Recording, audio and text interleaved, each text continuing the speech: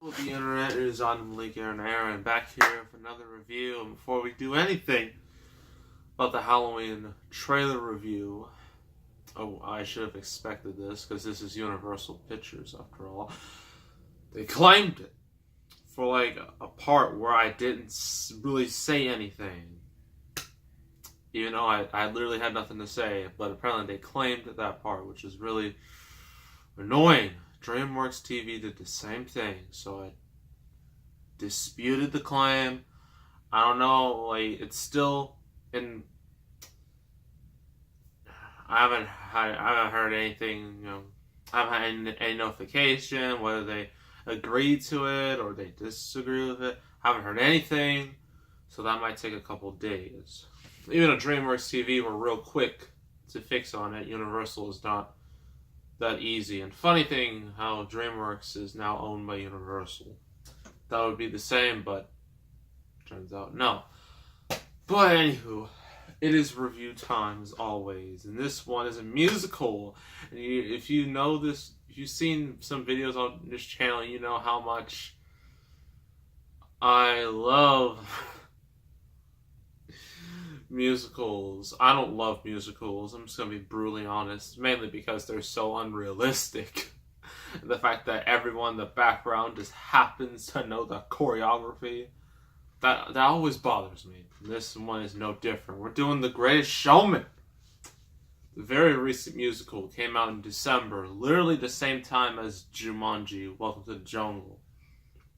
And when it first came out, box office wise, it wasn't so hot. It was actually kind of terrible because the movie cost like $84 million, not including advertising. It only opened to like $8 million. Everyone was like, "Oh, it's a bomb." But the thing about it is, it was Christmas time, and during Christmas time, movies can get a real boost, especially family movies like this. You get a real boost, and boy, did this get a boost like none other. It increased like nearly doubled the second weekend, and then after that, it fell so low that it was unbelievable. Like it never. I don't think it for the next couple of weeks it didn't fall below 20%, which is absurd in today's front-loaded landscape. So it went from like an 8 million debut to like 170, a little over 170 million overall in the States. And worldwide made over 430 million, and thereby becoming one of the highest-grossing live-action musicals of all time. And not only that, its soundtrack. Its soundtrack made a lot of money too. It was like on the Billboard 100. I think it was near the top of that list for like weeks. People were buying that soundtrack, and I'm just like, wow, people must love this thing. So I decided to get it because, why not? If you don't know, well, it explains it on the back. So if you want to read the back, go right ahead. If you don't care, well, let's get started. So Hugh Jackman, Wolverine. Well, he was formerly Wolverine. Now he's not anymore, which is really sad. Who they're going to replace him with, they probably won't replace him because that'll literally be impossible. Because when you think of Wolverine, one of the first things you think of is Hugh Jackman. So, makes me sad. So yeah, Hugh Jackman leads an all-star cast in this bold and original, I wouldn't say that, musical filled with infectious, show-stopping performances that will bring you to your feet time and time again. Nah, not for me. I mean, if you are a huge musical fanboy, if you're a musical buff, if you're a musical mark, you might stand up on your feet, but I'm not one of those people. So, inspired. That's a key word. Inspired. It's not facts. Inspired by the story of P.T. Barnum, Hugh Jackman. Celebrating the birth of show business, the film follows the visionary who rose from nothing to create a mesmerizing spectacle. This inspirational, that's a bit of. uh, don't you think that's a bit of a stretch calling this inspirational? I mean, some people might find it inspirational, but that's just stretching a little bit too far. Film also stars Zac Efron from High School Musical, so he's no stranger to musicals. He was also in Hairspray. You probably thought I didn't know that, but I do. Michelle Williams, Rebecca Ferguson, and Zendaya. Zendaya was also in 2017 was a pretty good year for Zendaya. She was in this, and she was also in Spider-Man: Homecoming. So pretty good year for her.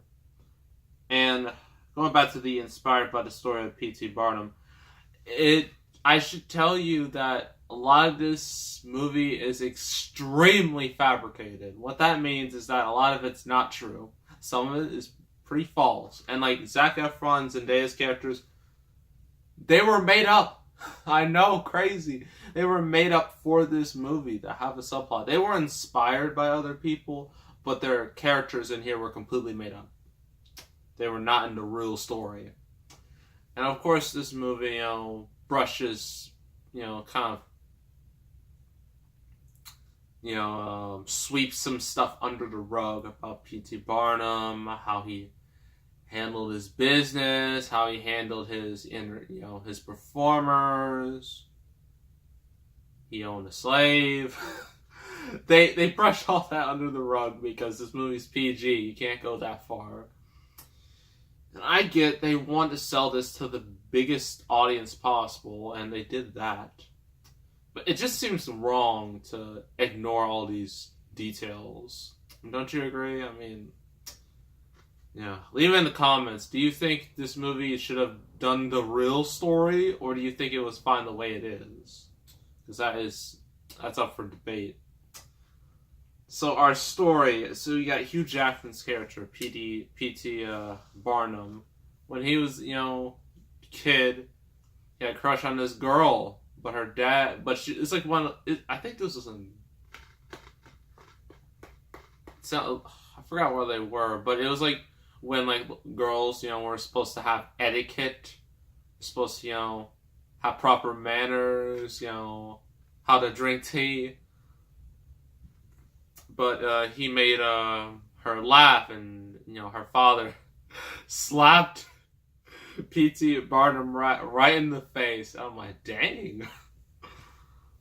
So yeah, the rest of that is just montage of how the two had letters with each other. P.T. Barnum's dad died. He's on the streets, and then like when he's an adult, basically becoming Hugh Jackman, he marries her and they have 2 kids. But unfortunately, P.T. Barnum's original job, the company went bankrupt, so he has no job. But so he decides, I think he gets a loan from the bank, like $10,000. He decides to. Originally, it's like a museum, like a little wax museum, something like that. But it has slow sales, so he decides, I'm gonna step it up a notch. I'm gonna put on a show, but a show with extraordinary humans. Basically, remember American Horror Story, Freak Show? Yeah, that's basically what this is, more or less, except that show was dark and violent and not for children. But this movie is, so they can't go that far with it. He hires like he gets all these people, who have you have like a bearded lady, you got a really tall dude, you got a dude who literally like is called, I think he's called Dog Man, where like, he has hair all over his face. And you got like trapeze performers and whatnot. One of them is Zendaya. So he puts on a show. People are like, this is strange. And certainly, I think this was in the 19th century, so diversity wasn't a thing. At least, no, back then. It is now, in a way that no one likes. Because some people think it's being crammed down everybody's throat, and I would agree. It's really getting, it's just, ugh. Diversity shouldn't be a bad thing, but now it's starting to become a bad thing. Just like how feminism, it's a good thing, but it's starting to become bad. Just like diversity. Thanks, Star Wars. Thank you, Kathleen Kennedy, for ruining that word. But I got sidetracked. Yeah, people are like, oh, these bunch of freaks, kill them. I don't like them. But the shows are huge successes, and so the rest of the movie is basically about the rise of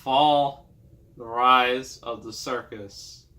P.T. Burnham's circus. And also a subplot with, Zendaya and Zac Efron and their relationship and all that jazz. So, pros and cons. Pros, Hugh Jackman. He's always reliable because he's a great actor, and we all know this. He's been Wolverine for 17 years. And, and some people might not notice, well, they probably know now, but, he was actually, in musicals back when he was in Australia. Now, I think this was his second mainstream musical. The first was Les Mis, which came out 6 years ago. Ugh. Remember that movie? It had Russell Crowe's awful singing. And Anne Hathaway won an Oscar, so it's memorable for that. So yeah, he does a really good job. A lot of performances are really, really good. Or at least very satisfactory. The music, how can I forget the music? It's a musical. Some songs, just like most musicals, some songs are really memorable and I have a nice beat to it, and then you're just like, yeah, I really like this. Other songs are kind of forgettable. But that's with all musicals, even the biggest musicals, like Frozen. That movie, some songs, we all know Let It Go, how that became the biggest song in history at one point. But it also has fair share of forgettable songs. That's with all musicals. Not every song is going to be a mega hit. That's just how it is. I forgot which songs were which sucks. What else? The story is very simple, which some people that might be a problem, considering this movie takes an artistic license from, the actual what happened, which can be a bit of a turnoff. If you want to know the real truth, or at least some of the truth, just look at the honest trailer for this movie and you'll see what I'm talking about. And how, this movie can be very inaccurate. And that actually goes into the cons, because this movie is inaccurate. And I know most inspired by true stories are inaccurate because, Hollywood, they want to reshape them in a way that audiences would like it. That's what they do all the time. It's nothing new. But people still might have a huge problem with it because you're ignoring details, you're, making things a lot more happier than they really were. Stuff like that. And, yeah, that could be a bit of a problem. And also, the story is it's your basic story. It's nothing original, nothing groundbreaking. It's just a simple rise, fall, rise story about the circus, and that's about it. This movie, it doesn't challenge you, it doesn't make you think. It's just a movie you can just watch and just enjoy, and that's it. So overall, I'm gonna give this 7 out of 10. It's definitely better than La La Land in my eyes, and I know some of you are gonna kill me in the comment section for saying that, but La La Land, while it had great music, great performances, my main problem with that movie was Emma Stone's character was so unlikable, and what she did in the end just completely ruined her character. I was just like, I hate you. I don't like you anymore. Yeah, the main characters in that movie are just so unlikable, especially Emma Stone. Ugh. In this movie, it's a lot more likable, which Again, considering this movie is nowhere near the truth of the real life story of P.T. Burnham. It's better. In some cases, it's just better to have be likable than being just unlikable. So yeah, 7 out of 10. If you love musicals, you might get a kick out of this. If you don't care about the real life stuff and the fact that this movie took some serious liberties, you will enjoy this. So that's The Greatest Showman. Next review is a Will Ferrell comedy. And this was actually one of his biggest comedies. No, it's not Anchorman. I know you're disappointed. It's not Anchorman. However, it is a racing movie. It is Talladega Nights. That will be the next review. So make sure to subscribe, like this video, leave a comment. I will see you all next time, and I am out.